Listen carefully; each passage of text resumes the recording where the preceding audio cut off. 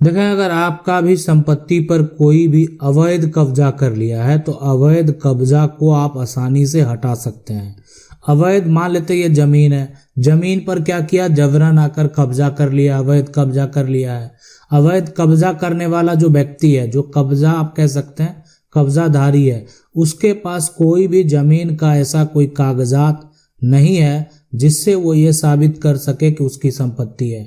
अब है कि सबसे बड़ी बात है, लेकिन वो जबरन जमीन पर जो कब्जा किए हुए है, अब है कि कागजात नहीं है दिखाने को, लेकिन क्या हुआ है कि एक जाली कागजात तैयार कर लिया, ताकि जब भी मान लेते हैं कोई भी, अगर आपने एफआईआर ही दर्ज कराया तो एफआईआर दर्ज कराने के बाद जब मान लेते पुलिस वेरीफाई करने जाती है तो वो क्या करता है, वो जाली कागजात दिखा देता है। तो कागजात जाली है, कागजात फर्जी है, ये काम जो है ना, ऐसा नहीं है कि पुलिस के द्वारा वेरीफाई किया जाएगा। अब इसके लिए आपको उसको रद्द तो करवाना पड़ेगा। कोई फर्जी दिखा रहा है, जालसाजी कर रहा है, धोखाधड़ी कर रहा है, तो उसके लिए फिर आपको उसके ऊपर कोर्ट केस तो करना पड़ेगा। तो अवैध कब्जा अगर कोई किया है और उसके नाम अभी तक संपत्ति दर्ज नहीं है, संपत्ति आपके नाम है, तो आपको घबराने की जरूरत नहीं है। अवैध कब्जा किया है और जाली कागजात के आधार पर अगर वो अपने नाम पर करवा लिया है, तब भी आपको डरने की जरूरत नहीं है, आपको कोई चिंता करने की जरूरत नहीं है। अब तो यहाँ पर सबसे ज्यादा परेशानी कब्जा करने वाले को होने वाला है। इसलिए सबसे बड़ी उन्होंने क्या गलती की, एक तो सबसे पहले कब्जा किया, उसके बाद उन्होंने क्या किया, धोखा किया, जालसाजी किया, फ्रॉड करने का काम किया और संपत्ति का गलत तरीके से दस्तावेज तैयार करने का आरोप है उनके ऊपर। तो ये एक अपराध है और उस अपराध में कब्जा करने वाले को जेल तक जाना पड़ सकता है। यहाँ पर तो मान लेते हैं अवैध कब्जा ही किया और उसके पास कोई कागजात नहीं है, तो हो सकता है वो भी कहेगा हम लंबे समय से कब्जे में हैं, हमारे पूर्वज भी कब्जे में थे, बहुत तरह की दलीलें होंगी, सिविल का मामला हो सकता है, उसको जेल नहीं जाना पड़े। लेकिन अगर वो जालसाजी कर लिया, वो धोखाधड़ी कर लिया, तो उसको जेल भी जाना पड़ सकता है। यहाँ पर सवाल है, सर मेरा जमीन में नाम है, मेरे मामा यहाँ पर जो है जान का खतरा होने के कारण मैं किसी भी रकबे में खेती नहीं किया, कुछ साल बाद मेरे मामा का देहांत हो गया, विरोधी पक्ष वाले अवैध कब्जा कर लिया है, उस जमीन पर मेरा हक बनता है कि नहीं बनता है? बिल्कुल बनता है।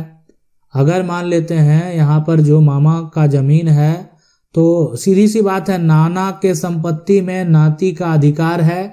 अब मामा का मान लेते हैं अगर बेटा है तो उनका भी अधिकार होगा, ठीक है, मामा का अगर बेटा है, मामा की अगर पत्नी है तो उनका भी अधिकार होगा। लेकिन नाना के संपत्ति में नाती का भी अधिकार है और वो भी कानूनी अधिकार है और वो आपका अधिकार बनता है।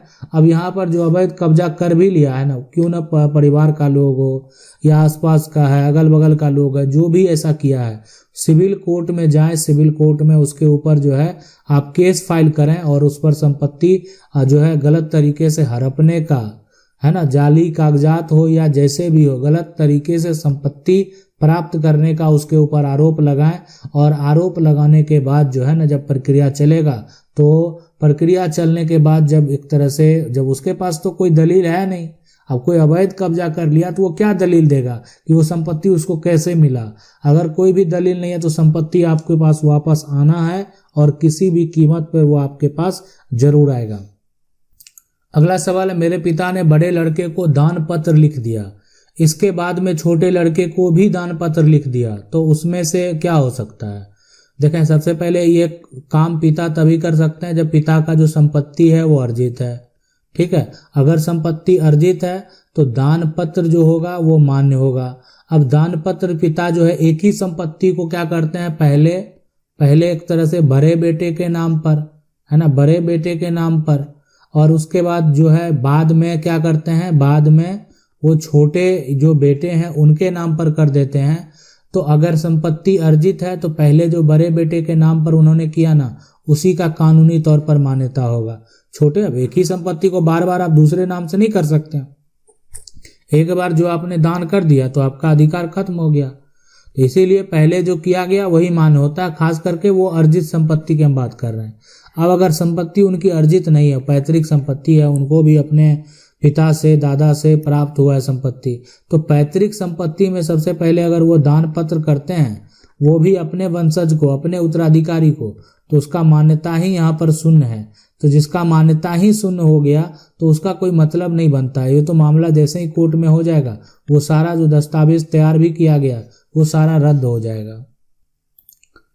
अगला सवाल ये कह रहे हैं सर, मेरा भी एक सवाल भी है यहाँ पर, कृपया जवाब जरूर दीजिएगा। बिल्कुल जवाब दे रहे हैं सर। मेरे परदादा के पास 30 एकड़ जमीन था।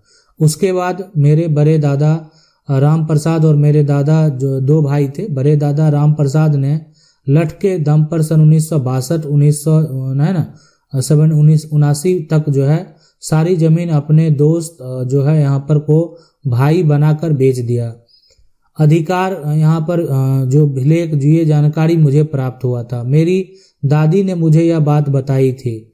दादा का निर्धन 2018 में जो है यहाँ पर जो है दादी का निर्धन 2022 में।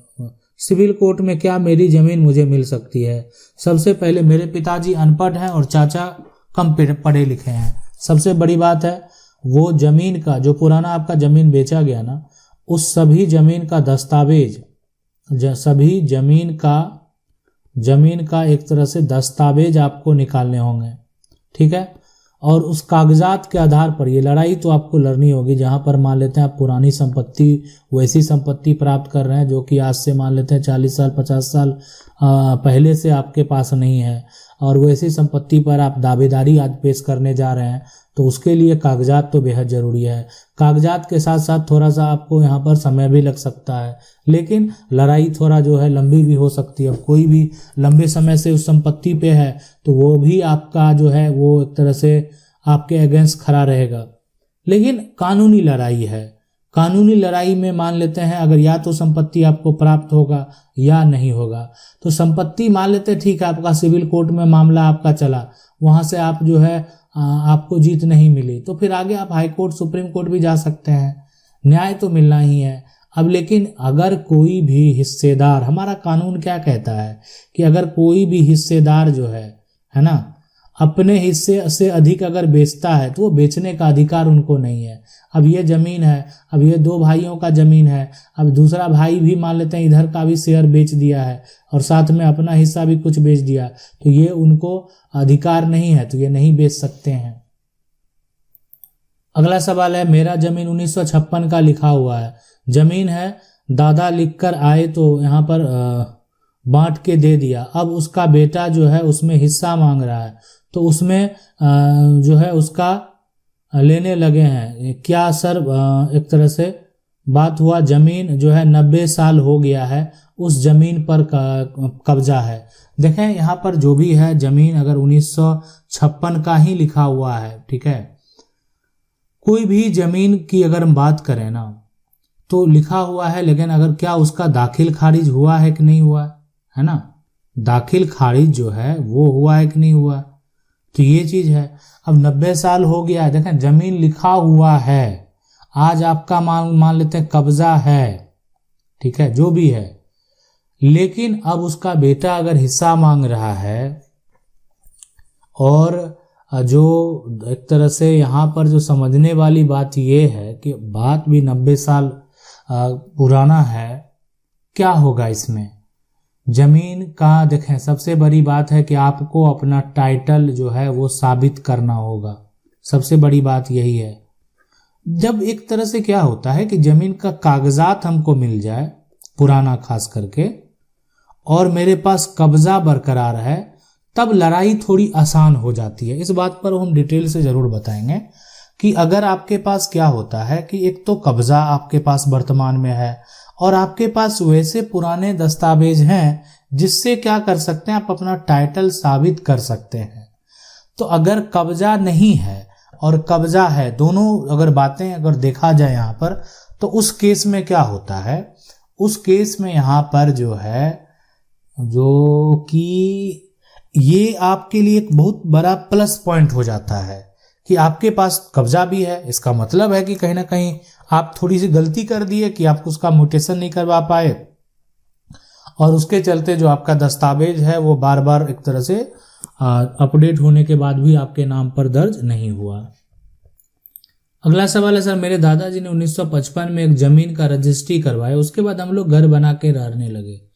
जो लिखा हुआ उसके बच्चे लोग आकर अगर झगड़ा करते हैं, ठीक है, तो हटने के लिए बोल रहे हैं, तो मेरा दाखिल खारिज नहीं हुआ, हम लोग क्या करें? तो वही हम बता रहे हैं आपको, ये भी जस्ट पहले का जो मामला है वो इसी प्रकार का 1900 वहाँ पर 56 की बात हो रही थी, और यहाँ पर अगर 1955 की बात है तो देखें जमीन का रजिस्ट्री का आपको क्या करना है, रजिस्ट्री का नकल जो है वो प्राप्त कर लेना है।